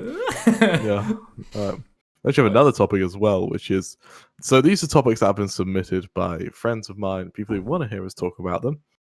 I'll give you guys the list of topics. You can pick one. So we've got how only 5% of our ocean has been explored. Drones and their impact on warfare. So by drones, it means like racing drones, for instance, or like drones that you control with a remote control. We got sub-Saharan race politics, resurgence of ISIS in Mozambique and South Africa, and the downsides to white ethno-states. That is some wild topics. That is from people that specialize in esports, going to like international politics and historical issues. That is. Mm-hmm. I don't know what you expect from our expertise here, but I mean, what expertise? But I mean, we can. I cast games. I mean, we can make it entertaining in some way, right? I mean, okay, right. Which one do you want to hear? Which one do we do? So, I think just for a placeholder for our audience, you guys talk about something. I go pee, and then I'll be right back. Oh, okay. All right, Pavlos, you got any of these that catch your eye? Drones and impact of warfare is kind of like what gets to me. That's pretty cool. Okay, all right. So, this actually is interesting. I was in the operations office in my base as an assistant. Yeah. Obviously, I'm not allowed to talk about some of the stuff that went through. Of course. That I was able to see, but it's interesting how drones have been impacting lately the warfare in general. I mean, it dehumanizes warfare. Yes. Which is dangerous. It's it is a hair length. It's pretty much a hair width length away from this disaster and catastrophe. Yes. Yeah, I say that laughing, but it's a friend of mine. He was a drone pilot in America. And he was talking about how when he signed up, he played a lot of Call of Duty. And when he went into his first ever time at a gunship, he was like, holy shit, this is just like Call of Duty. And that kind of like dawned on him, like, fuck, this is exactly the same. And he was a pilot for about 5, 6, 7 years. Really good pilot. But he was talking about how these drones, that the drones that you see on like leaked war footage, for instance, or on documentaries, so much more advanced now. And he's talking about how when you're seeing kind of white heat signatures get blown up, it doesn't affect you at all. He talks about how when he's a drone pilot, he looks for a +1. Now, a +1 is when you kill someone, you want a +1, which is someone who's clearly close enough to them to be near them. So you kill them as well, hoping to get 2 high-value targets instead of 1. And he's talking about how one day he gets a +1. It's like they were tracking this guy for days and days on end. They were like, finally, we have him with a +1. Shoot the +1, perfect hit, perfect kill. Both targets eradicated. Job well done. High fives around the board. Crazy he goes out. It was the guy's son who he killed, and he was talking about how do you get PTSD from a white heat signature, and he was talking about how that then became its own PTSD, and how that became so hard to cope with because when you have soldiers who have, say, had to kill someone in hand-to-hand combat, there's people who have already experienced that. There are therapists who can specialize in that. But for some guy who's just watched a white heat signature fade out, what's the cure for that? Because now his release was video games. It was Call of Duty. He can't play that. It's exactly the same as flying a drone. He's going to literally think it's a real war zone, and he's going to freak the fuck out when there are white signatures he hasn't killed because, they've respawned. Or there's, random shit that would just completely trigger him. So he's like, fuck, what do I do now?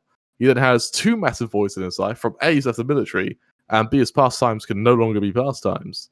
And, well, that's fucked. There's another topic, actually, a bit lighthearted, more lighthearted from drones, which is currently the cartels in Mexico have realized that flying drones is a lot easier than launching missiles at each other.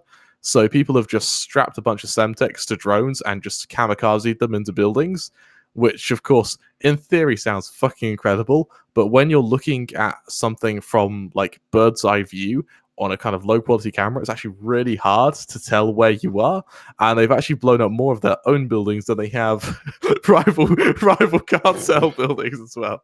So there's lighthearted and fun topic and kind of dark topics about drones and their impact in warfare, but there's drink to drones. Yeah. Yes, drink to drones. Yeah, sure. But something you can say about great drones. cinematic shots. Yeah, exactly. something you can say about drones as well, right? Is the fucking Amazon, in America, they are delivering their packages through drones. So it's not all bad, but it like the dehumanization of warfare is scary, like very, very scary. Like, you're absolutely right. But I mean, like, just imagine, right? Just imagine. You walk out of the door, right? You walk out, and then you see this guy, this drone, deliver a package to you, but like from Amazon, right? And then you're here like, that's not my package. Then what do you do? Yeah. Right? Yeah. Yeah. Right? Like this. Yeah.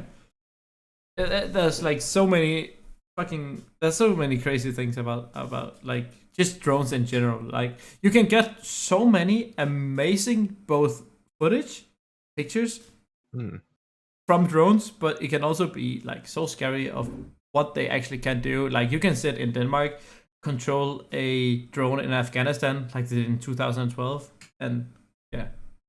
Yeah, it's Let's fucked, just end it there. Yeah. It's fucked. Right. Next one, we can end on a light-hearted topic. I realise that we've got some fairly fucked ones here. The resurgence of ISIS and Mozambique in South Africa, because none of us are. Is that a light subject? Are you sure? I think it's quite funny how both countries have gone so far into shit that they've had to turn to fucking ISIS for help. I think that is definitely staple of like all across the African continent. Yeah, exactly. If Middle East to South Africa, damn.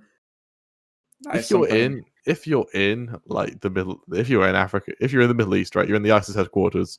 You've been pummeled by the Americans for the last 10 years or so.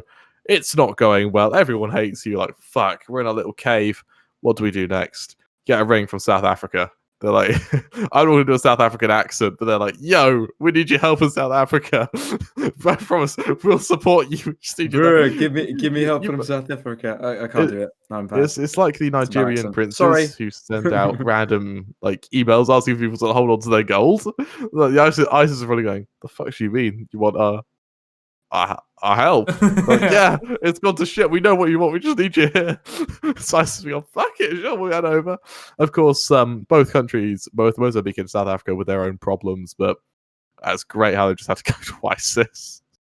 But can you try and like, do you know the history of why they went to Mozambique ISIS?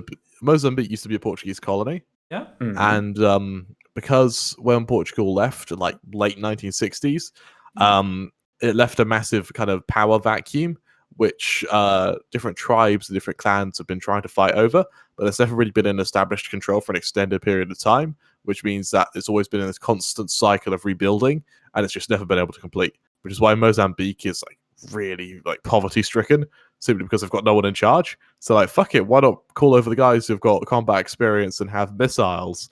So no one's gonna fuck with them. ISIS, get over here, and they have it. No. Actually, a Muslim Africa, that'd be fucking great. I'm not gonna touch that. I'm not getting into that because I know how like conflict driven has been the whole African continent. Like power hungry tribes, whatever you want to call them. It's some stuff that are pretty much under the radar of mainstream news. I mean, I've seen documentaries and some movies here and there, but it's some crazy stuff going on in Africa. I feel bad for not really being knowledgeable enough and where exactly I actually am. I feel dreadful to the fact that I've kind of like put this at the back of my brain and not really care about it. But it's It's going on. It's been going on for years, decades, maybe millennia, but it's something that has really hurt this continent a massive bit. And there's a lot of human rights being completely destroyed and undermined, which is disgusting. Yeah, I mean, I actually have a point as well on that. Oh yeah, come. Yeah, go. So there's a Italian documentary called Addio Africa. I absolutely implore you to watch it. And it's about these Italian reporters in the 60s who go to Africa, and how so journalists today, it's very, some gamer called me fat, now I need 2 months severance pay. For these guys, they literally go from every country in Africa that's having a problem in the 60s. For those of you who don't know, the 60s for Africa wasn't fun. It was essentially where every single crisis in Africa happened at once. So to highlight a few, massive poachings in Zimbabwe, where elephants and hippos and rhinoceroses, they all became endangered in this time period because of mass cullings, because the government realized they could sell the ivory in like elephant tusks, for instance.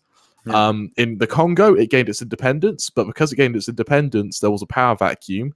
And what happened was one of the richer parties hired a shit ton of mercenaries to kill those who were on the opposite side. The people on the opposite side, who were barbaric, to say the least, were just doing acts of racism. You think racism? Fuck. People that just ran up killing black people? It was racism against whites. What was happening is any white person in the Congo wasn't safe. And there were it's literally video evidence of these black insurgents surrounding orphanages, nunneries, locking the doors and burning the people alive in there. And it's these Italian journalists, they go all over. They're filming the whole time. They're pulled out of a car, put against the wall, a gun pressed to the back of their head, and one of the police go, shit, they're not white, they're Italian. And they're let go. What? What? And that's how they survive. They're that close to being executed. And rather than going, fuck, right, I'm done with Africa, they keep filming for another 3 years. And in Zimbabwe, rebels take over the government. They overthrow the government. They force the government into exile. No one knows what's happening in Zimbabwe. They've cut all the internet. The only way to figure out what's happening in Zimbabwe is to fly in. They fly in with a German photography crew. The Germans in front of them, they land their plane. Rebels dive out the jungle, pull the team from the plane. They, set fire to the plane, pull the team away, kept taking prisoners. They then start shooting up at these Italian fucking journalists who are in their plane, who just circle around, fly off. They come back the next day to see what's happened. They still come back. Damn, and crazy. The reason they came back was because they were flying a red flag out their aeroplane. The reason they're doing that is because at the time, Zimbabwe was being supported by the Chinese government. And so they're like, if we fly a red flag, maybe they'll think we're friendly. So they fly a red flag, they try to land, still shot at nonetheless, turn around. No one knows what happened in Zimbabwe in the rebel time. But the only footage was because of these Italian journalists who were just trying to get the picture. And it's because they realized how horrific it was. They end up going. They actually had another anecdote I'll give you, which was in the Tutsus or Tutsus. I'm gonna have to be right back, by the way, toward it too. No worries. Sure. Yeah, another one in the Tutsus or Hitsus. I can't remember what it was. In this clan battle, they were in the old way of Africa. They're still using spears. They're still using swords. They're still axes mainly, and they're still using horrific acts of barbarity against one another. And there's it shows that these journalists, they're not scared of shit. They're showing the full thing. Yeah. And it's these essentially what's happened is the Tutsus, they were winning for a very long period of time. They were raping, they were killing, they were dismembering the Hitsus. Hitsus get power, they're now taking their vengeance, and the Tutsus can't do anything about it. Yeah. And while this is happening, what they're doing is they are cutting the hands off every single Tutsu they find, killing them, then dumping the body into the river. The river's now being used by another clan for their fresh water. And this other clan, they've got no choice but to fish these bodies out to keep their only source of water clean. So they've got to fish up bodies who go through rigor mortis at the time. Now, if you don't know, rigor mortis is when something dies, human, animal, the chemicals in its body send all the muscles into a tense mode, which is why when you see people die, they're frozen like this. Yeah. Right, and you can't move them Yeah. because their whole body is tensed up. It's called rigor mortis. Okay. And it only lasts for a short period of time. If you go rigor mortis, after rigor mortis, you limp again and whatever. But in that period of time, you're just static. And they're having to pull these bodies out in rigor mortis, get them onto their boat, pull them to shore and bury them, or burn them a lot of the time to keep their only source of water clean. And it's just so horrific. That's sick. Yeah, and it's this Italian film group. They just go through all of it. And Jesus Christ. I'll actually link you the video. It's one of the few things that YouTube have done that I'm actually really happy with, which is they haven't taken this down simply because it's such a key piece of African history, and it's one of the only film crews I've ever known to be brave enough to stay there. Jesus Christ. I'm actually impressed.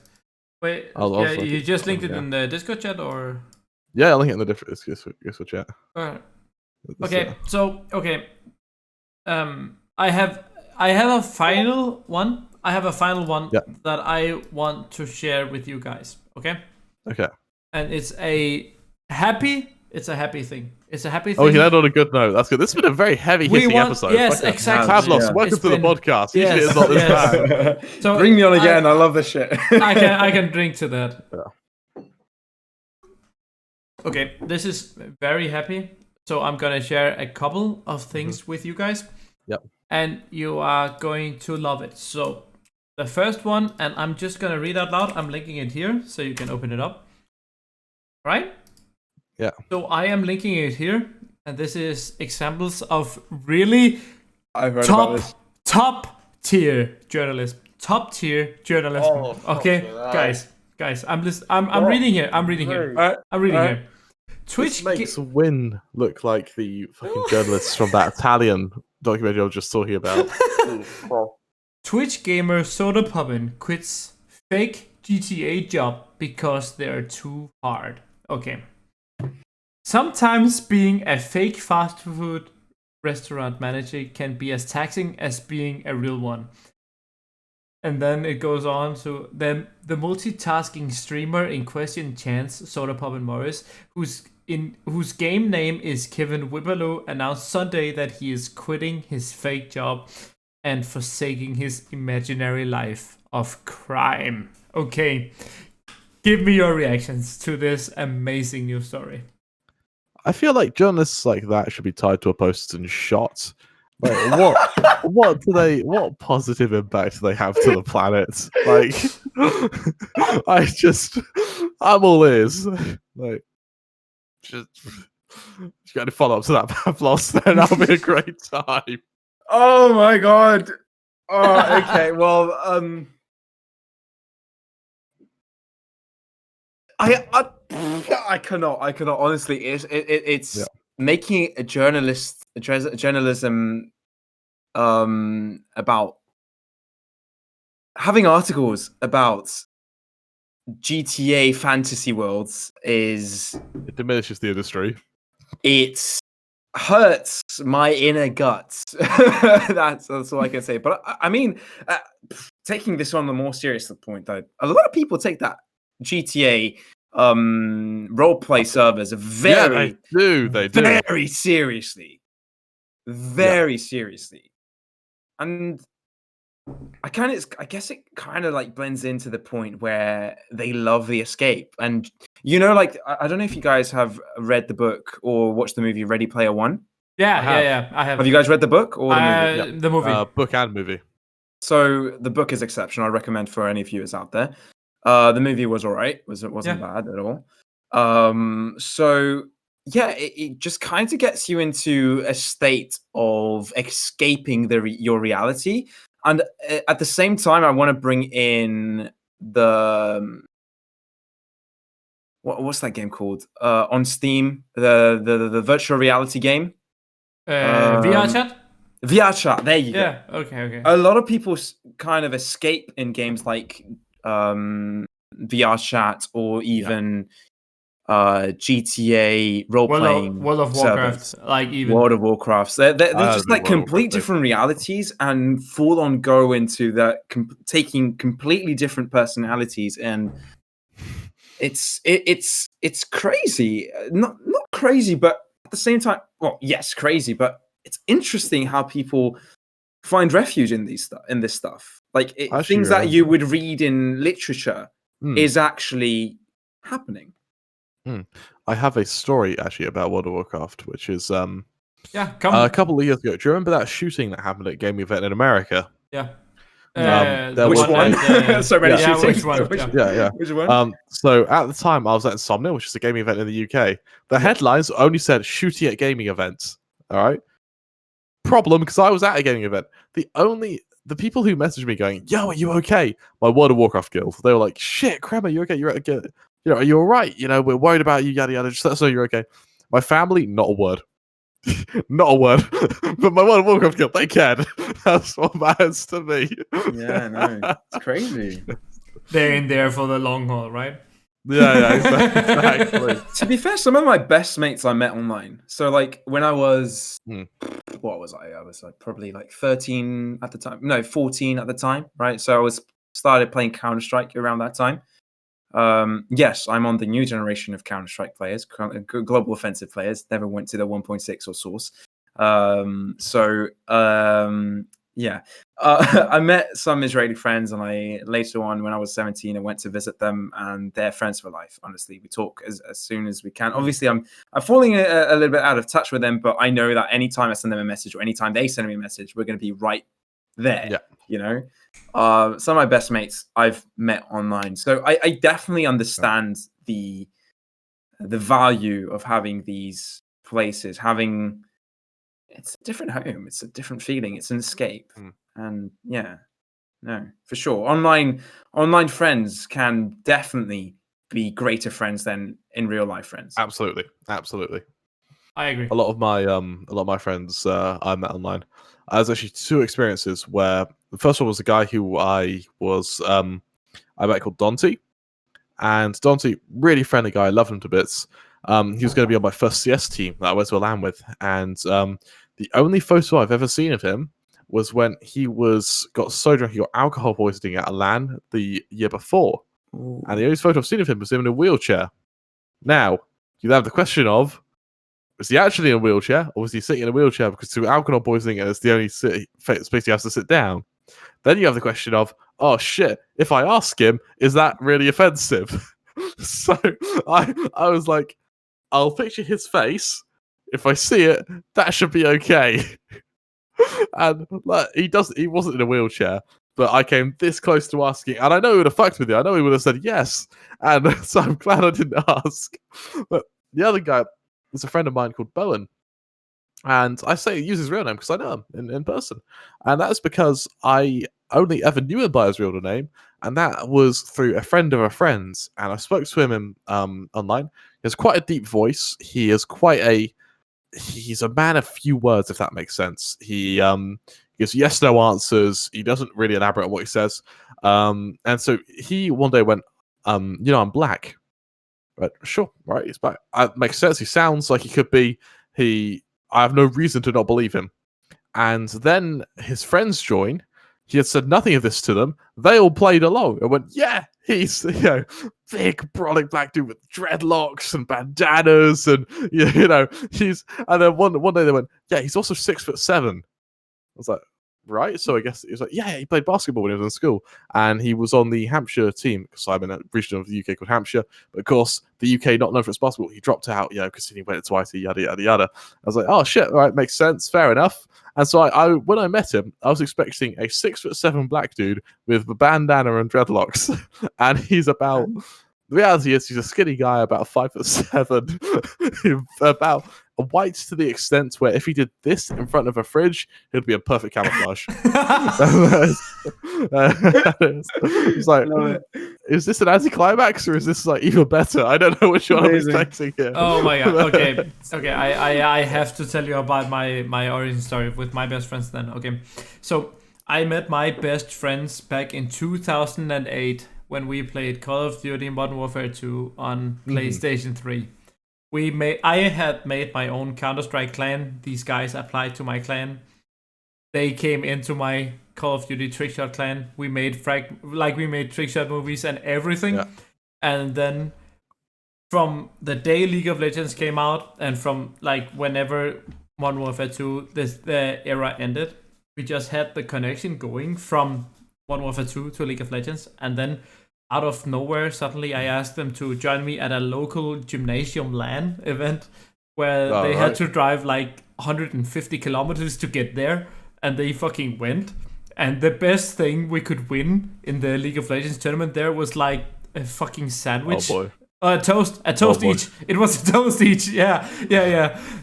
And they fucking came and they fucking went. And then when we fucking play, when we played together, we ended up not being on the same team because they thought, oh, it would be so fun if they just fucking beat me, right? And won this toast over me. So they have this toast over me forever now because like that event is not eligible anymore. So that's amazing. And we've been friends for what, like 2008. We're 21. Yeah, 13 years now. Yeah. 13 years. Wow. That's quite a bit. Yeah. We've been. I forget you're old as fuck, Puffin. Yeah, I am an old guy. Yeah. 25. Kremer, you're the youngest of the lot, aren't you? You're a year younger than me, aren't you? How old are you? I'm 20, soon to be 21. I'm 20 in July. So oh my, you're a year younger. I'm young as fuck. I am the boomer here. Yeah, you are literally a boomer. I'm literally a boomer. Yeah. Yes. I now you mention it, I can actually see the grey hairs in your beard. This makes so much sense. Talking about the guy looks young as fuck. Fuck off, man. Okay. Anyway, I have another great journalistic story for you guys. Actually, while we're here, yeah, can we drink two great journalistic stories? I just went to the vodka as well, guys. Oh, perfect. Moving on. Yes, cheers, guys. This story is gonna blow your minds. Okay, I'm ready. Okay, the mind is ready to be blown. Grace, are you ready? Okay, I'm reading out loud. Elon Musk posts tweet that Tesla could soon be bigger than Apple, then deletes it. Wow. Dude, this journalism is absolutely incredible. Like, okay. You know what's interesting? Actually, I hear your genuine journalistic views about this. I actually want to hardcore hit on what you think is good journalism and bad journalism. I can name 6 humanitarian crises that are going on right now that aren't being covered. Okay. And they're covering this shit instead. I actually have a big gripe with journalism as it is, so I'm gonna let Puffin do this next bit before I kind of go off on this because I realize we're like 47 minutes over time right now. No, we have no time limit. That's true. That's true. We can make cuts, I guess. Yeah, that's true. We're like, oh yeah, let's do an hour, and we're like 2 hours later. Like, fuck. Cheers. I can drink to that. I can drink to that. All right. First of all, why? Right? Fair point. Why? Okay. Why would you? Okay, fair enough if he made the tweet and kept it and everyone could see it forever, right? But when he deletes it, I mean, just why? Why is this relevant for the public to know that his subjective opinion is to think that his own company can become the biggest in the world? I mean, yes, that's the ambition of every fucking owner in the entire world of entrepreneurship. That is the goal of entrepreneurship, of earning as much money as possible. I mean, Jesus. Yeah, like, right? Okay. Then we come into, then like the wording, right? Elon Musk made a bold prediction on Twitter about his electric car company on Friday. And then he deleted it. Okay. Like. And then, sure. Interesting. Okay, well, then what is the tweet? Then they continue. The Tesla CEO tweeted he thought there was a greater than 0 chance that Tesla could be the biggest company. Like, the reference here is, what is the biggest company? Okay, well, this article thinks it's Apple. Look at the screenshots. Look at the screenshots. Elon Musk's actual tweet is there.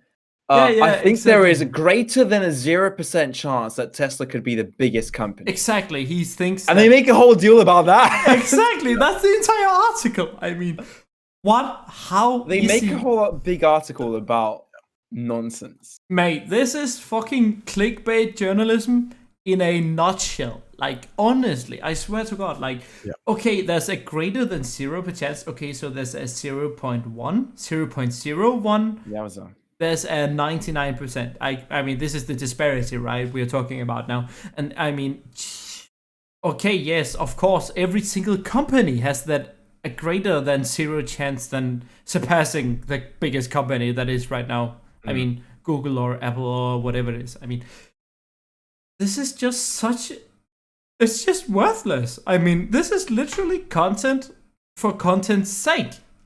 Okay, people who needs to read something, this fucking author, what's he called? Alexandra Steigrad, just needing clicks on her fucking, she can't make her fucking monthly posts or articles on, so she, I don't know. I mean, you get the point, right? Like, she needs the clicks to get her salary, right? And this is just a fucking sentiment of it. I mean, it's just sad. It's sad, but it's fucking hilarious. It's fucking funny. I mean, come on. Like, I think journalists like that, they should be deployed to the Gaza Strip. Yes. For like just like a couple of weeks, just see what they. My dad was a journalist in the Gaza Strip, and of I had a friend who served in the Gaza Strip. Yeah, and so he was a journalist back in. He was. This is back in the 70s though, when there was a lot of fighting, but there wasn't like direct kills on civilians. And he was talking about how his general walk to work consisted of he showed me a photo, and it's the walk to work. There's a like a Y junction, and along the V of the Y, there's a massive like stone wall that's been. I saw some stone. It's more like dirt with like chairs and random shit thrown on it. And it's like, what's that then? So people on the Israeli side snipers on the Israeli side can't shoot you on your way to work. And he would walk through that every single day. And it's like, just how it is. It's just Israel. Yeah, just how it works. And it's like, what the fuck? And so I would absolutely love to see journalists like that cope in a world like that and realize that the deleted tweets of a multi-billionaire mean fucking nothing in the grand scheme of things. In terms of, like I said, the humanitarian crisis are going on at the moment. Uyghur Muslims being executed by them fucking hundreds of thousands by the Chinese. The Chinese then invading towards the shared ground between them and India, but because it's an area where they're not allowed firearms, they are swarming it with hundreds against the tens of Indian border guards. They swarm with hundreds of Chinese soldiers with baseball bats, which mutilate and kill the Indian guards there. All right, of course they're not violating the treaty, so it's okay, right? And all right, you look into Africa, fuck knows how many crimes against humanity have been committed there. All right, because anyone who tries to report on it is also killed. Yeah. Right, look at Israel, okay? Palestinians killed by the dozen who respond by killing Israelis by the dozen in a brutal cycle of bloodshed. And every time any other country tries to get involved in the Middle East, they can't fucking do it. In fact, me probably talking about the Middle East right now is going to make it even worse. All right, that's how bad the Middle East is right now. You've got the Russian war against Ukraine, which neither side wants to really talk about because the only people fighting there are mercenaries and adrenaline junkies. All right, you've got fucking in America and BLM protests. There's literal anti-white hate where tens and now I think probably approaching about circa 100 mark of white people have had their throats slit at BLM protests. People don't talk about it because if you do, you're racist. Yeah. All right. It's just, I see your reaction, Pavlos. You haven't heard about it because no one talks about it because anyone who reports about it is racist. Yeah. They speak about how anyone in any kind of progressive third world country who has any chance to do anything about the history of anything is considered racist for trying to preserve it. In the UK especially, this isn't so much humanitarian crisis, but more a gripe because we're on a tangent, so fuck it. Especially in the UK, all right, we've got statues of people like Churchill, for instance, the guy who literally led us at 2 world wars being vandalized because he said that slaves were okay at some point in his life. He was around in the 30s. Who the fuck didn't say that slaves were okay in the 30s? Like, it's they're removing the context behind actual circumstance, and they're using it to like find a way to maliciously assault people who genuinely did good for the country on top of random shit like that. I was always doing good for the country. I imagine you being from Cyprus, Pavlos, you've got all sorts of stories about this, because I remember actually when I was in Cyprus, I could see the wall that separated the Greek and Turkish side of Cyprus. I mean, yourself calling it Greek and Turkish side, it does cause alarms. So, sorry, the Cypriot and Turkish side. Cypriot and inhabited and Cypriot and occupied side. Occupied. There you go. That's the fucking zealous occupiers. Oh, so is that the line is that thin? All right. Yes, it is. Thin, it is. Yeah. It's, all right. You're at the Cyprus is a. What's the name of the city that's like half Nicosia. I went to the outskirts of Nicosia, and it was like I was there for about 2 hours, and it was like fuck that. Straight back to like Thessalonica or wherever it was, or like Paphos. I think it was on the very far side. Yeah, that's the other end. Yeah. As it really is. Cyprus is a really fucked place right now. You would think it is because it's such a small island, but no.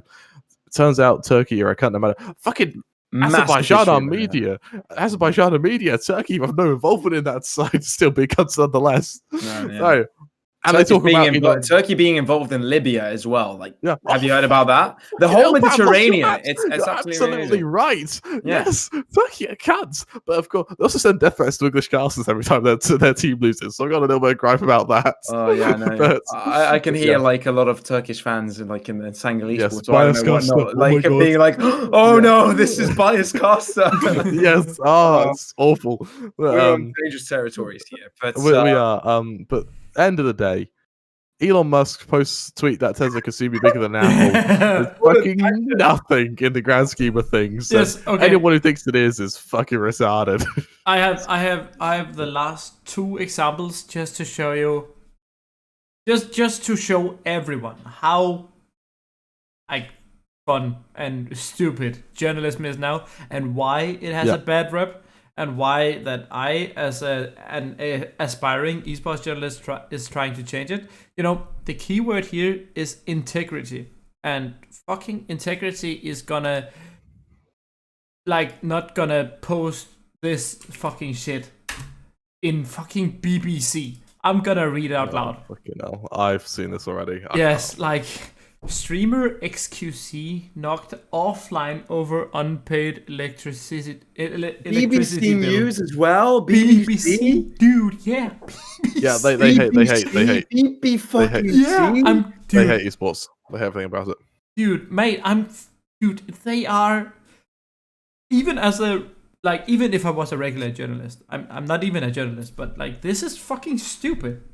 Famous Twitch streamer XQC was knocked offline during a live broadcast because he forgot to pay his electricity bill.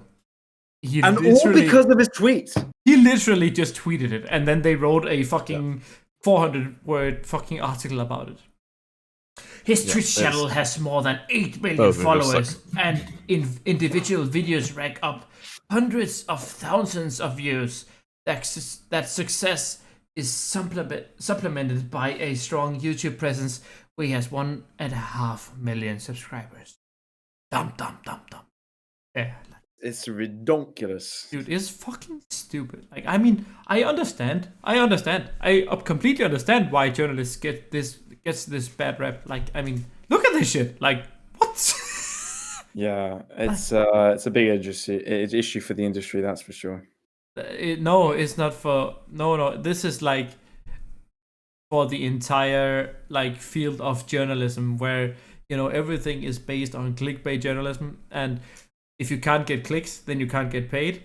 That's the philosophy. So you have to do whatever it takes to get clicks, instead of actually doing good, fundamental, solitary work, and then you get the clicks based on how great your news post actually is. No. Look at Ali A. He made this amazing intro where he's baiting all of his 12-year-old Fortnite fans to watch all of his videos because of a fucking baiting intro. We've gone full circle. We've gone on full on circle. Ali's from I don't know, like ISIS in South Africa to Ali's intro. Yeah, that is a pretty good. Is that a good ending? Pretty good circuit, isn't it? I mean, I have a last one if you want to see it, but we can end it here if you want. I think we end it here. We'll open the next one with that one. Okay, let's do that. Yeah. Okay. So that has been all of it. That's been Dinked. Thank you very much, Pavlos, for being here. Pleasure. It's been absolutely. It was a pleasure. Awesome having you. Yeah, absolutely Let's awesome. Do this again. I would love to do it again with you. Love to do it. All sorts of stories. I think we need to dedicate a sort of topic to Cypriot geopolitics. At some point. I think we should, if I did also some more research, but there's a lot of history to be talked upon in the Balkans and Middle East. Oh, the Balkans is already... ever since the 20th century is a massive topic to talk about. So anytime. I think for the next one, I'm going to be a bit more prepared with our topic list, so you have a chance to read up on what I'm going to ask you. Because I realize that a lot of this is based on my base knowledge, which, while is usually correct, sometimes isn't. I realized how that sounded. I said it out loud, but yeah, that is yeah, exactly. Yeah. And so that is that's been it from Dinked. This has been episode 4, the Three Musketeers. For episode 5, do we bring you 4 people, and then we end up being a player behind for every episode count we have? Probably not, but it's not like enough people watch this for us to be able to do it. But hey, maybe one day. One day. So we'll see. Maybe we'll have Pavlos back. Maybe we'll have someone else. We'll have to see. Hopefully, we can get back into the swing of doing these, because it has been a while since we've uploaded this one. But yeah, I've been Kremer3. I've been joined by the wonderful Puffin, and of course our fabulous guest, Pavlos or ExWarrior. You can find his Twitter, you can find our Twitters down below, as well as any other social media that he bribes into putting there in the time after recording. So I'll see you all in the next one. That's bye-bye from us. Goodbye. Yeah.